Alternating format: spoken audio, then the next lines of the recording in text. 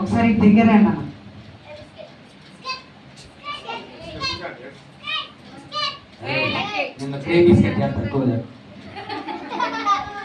అన్నా అయితే 5 లక్షణాలు అన్నగా అన్న.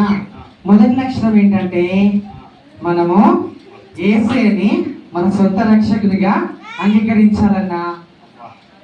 అర్థమైందన్నా? రెండోదిగా మనం ప్రార్థన కలిగి ఉండాలి. మూడోదిగా మనము వాక్యం చదవాలి. నాలుగోదిగా మనము ఏం చేయాలంటే మనము యేసయ్యకు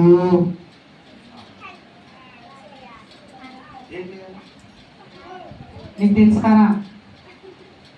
నాకు తెలుసు. మీకు తెలుసా పిల్లలు? మొదటిగా ఏం చేయాలి చెప్పండి.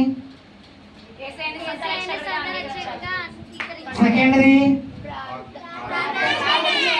థర్డ్ది, ఫోర్త్ నాకు తెలుసు. మంచి సహవాసం కలిగి ఉండాలి. అంటే ఏంటి మంచి సహవాసం అంటే చెడు పనులు చేసే వాళ్ళతో కాదు, యేసయ్య గురించి, యేసయ్యని సొంత రక్షంగా ఉన్న వాళ్ళ గురించి మనము వారితో కలిసి సహవాసం చేయాలి. ఫైనల్ గా అన్న మనము యేసయ్యకి సాక్షికరంగా జీవించాలన్నా. నాకు ఇవన్నీ బాగా నచ్చినాయి అన్న.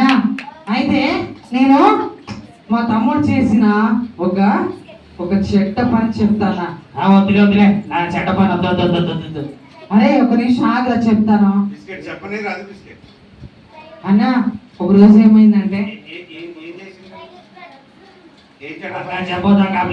చెప్పదాకా అరే చెప్పకపోతే మీరందరూ కూడా యేసయ్య బిడ్డలుగా ఉండి మరి మమ్మీ డాడీ మాట వినాలి కదా. అందుకని వీళ్ళందరూ ఏం చేయాలంటే యేసయ్య మాట వినాలంటే నేను ఈ స్టోరీ చెప్పాలి.